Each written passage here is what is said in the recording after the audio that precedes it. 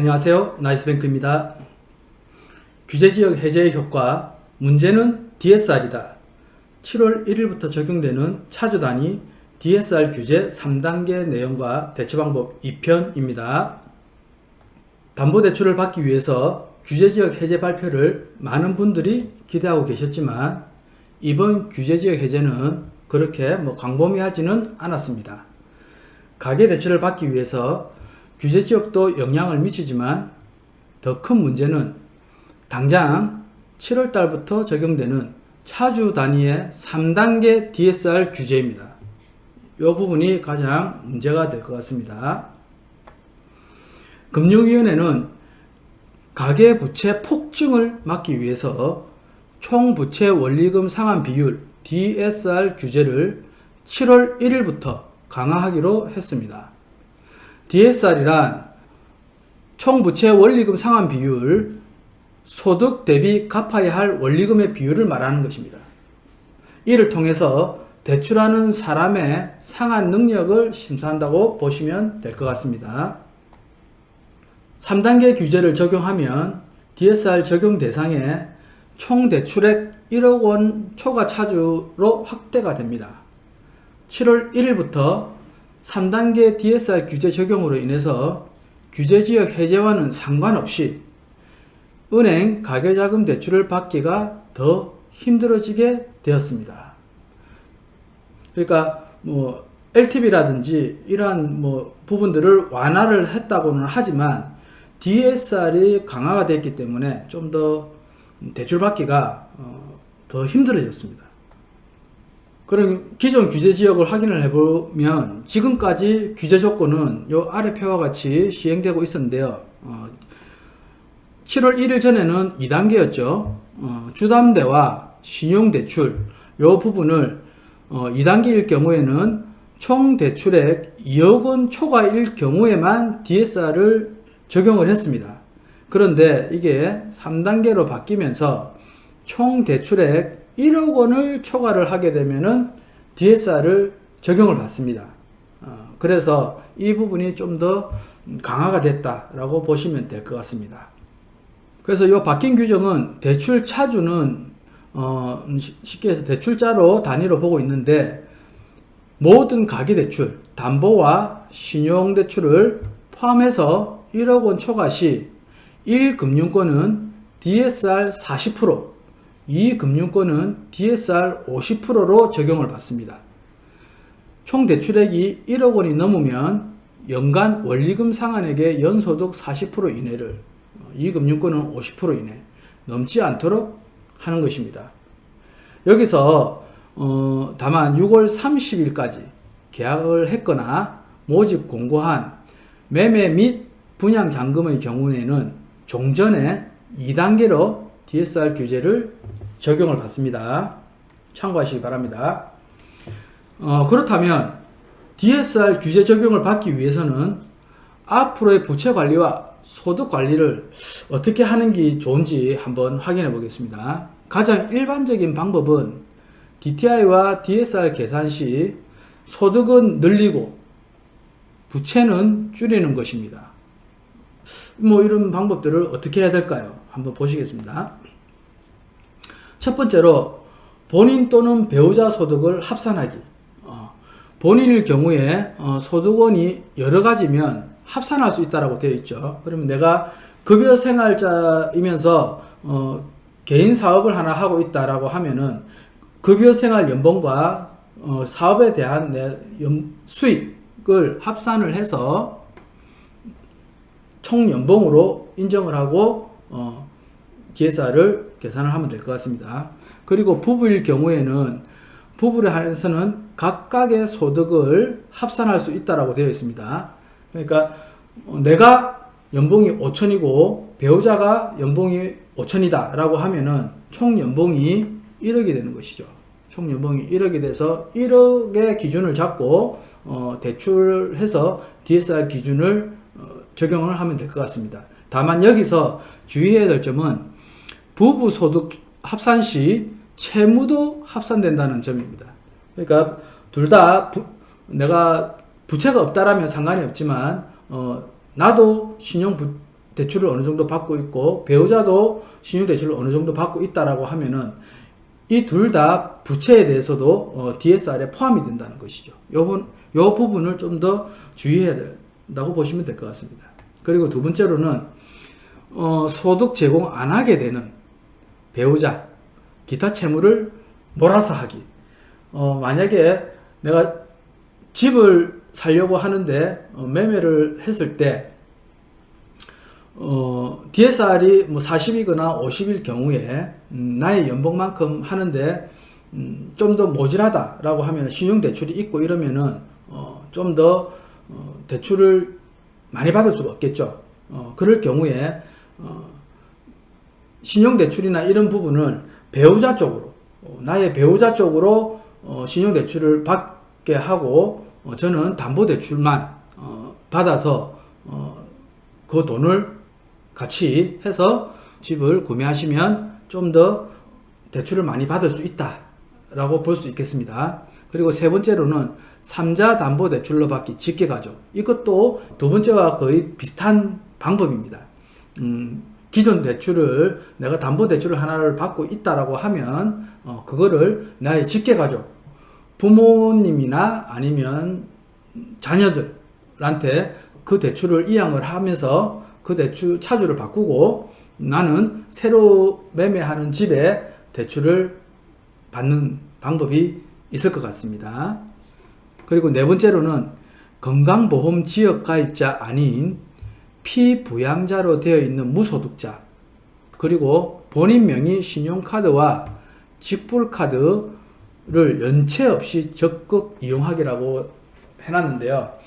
건강보험, 소득이 내가 좀 작을 경우에 아니면 드러나는 소득이 없을 경우에 추정소득으로 대출을 받을 수 있는데요. 담보대출을 건강보험으로도 받을 수 있고 신용카드로도 받을 수 있는데 건강보험 같은 경우는 17만원에서 18만원 정도 매월 내고 있다라고 하면 연봉이 한 5천만원 정도 인정을 받습니다. 그리고 신용카드 같은 경우에는 내가 연간 2,100만원에서 2,200만원 정도 사용하고 있다라고 하면 연봉을 5천만원 정도 추정소득으로 인정을 받습니다. 그렇기 때문에 신용카드를 나의 이름으로 많이 쓰면은 많이 받을 수 있겠죠. 그러면 가족 카드로 해서 배우자나 자녀들한테 그 카드를 사용하게 하는 것이 훨씬 더 나의 소득을 늘리는데 유리하다고 볼 수 있습니다. 대신에 7월 달부터는 서민 실수요자의 대출 요건을 완화하고 우대는 확대한다고 했습니다. 서민 실수요자 자격이 되면 LTV 한도를 20% 올리기로 했습니다. 20%나 올려주는데 여기에 대한 조건은 연소득 9천만원 이하, 그리고 투기과열지구 주택가격이 9억원 이하, 그리고 조정지역 주택가격은 8억원 이하일 경우에 해당이 됩니다.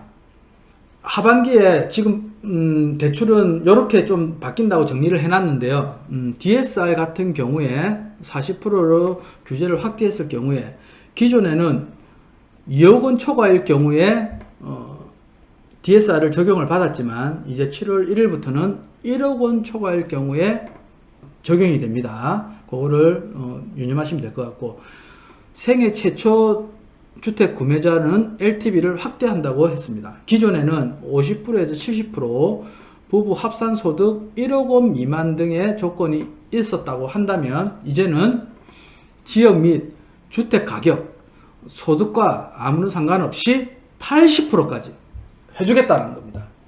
생애 최초 주택 구입하는 사람이 주택 구입 목적으로 주담대를 받으면 주택 소재지나 주택 가격, 소득 관계없이 80% 이내에서 지급을 허용된답니다. 다만 여기서 80% 이내라고 하지만 최대 금액은 6억까지입니다. 6억까지.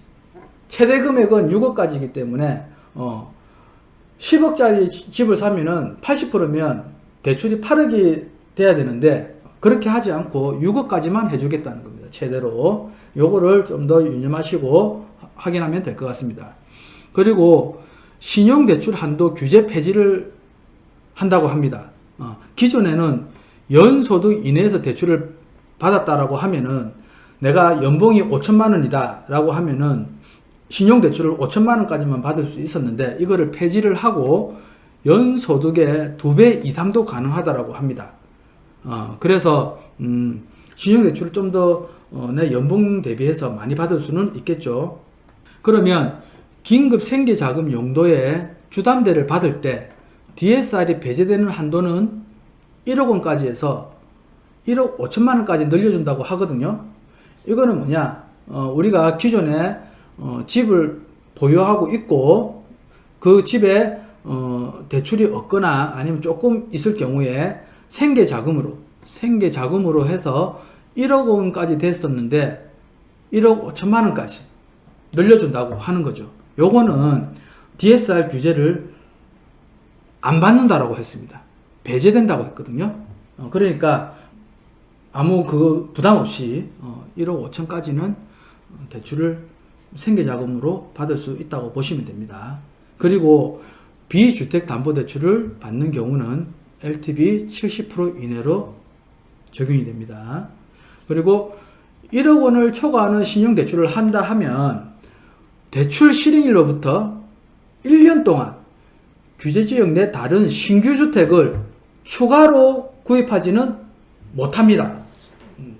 신규주택 구입을 못하게 되죠. 그러니까 신용대출을 1억 5천만 원, 2억 원으로 이렇게 늘려준다라고는 하지만 내가 집을 살 계획이 있다라고 하면은 1억 원을 초과하면은 1년 동안은 신규주택을 살 수 없다는 거죠.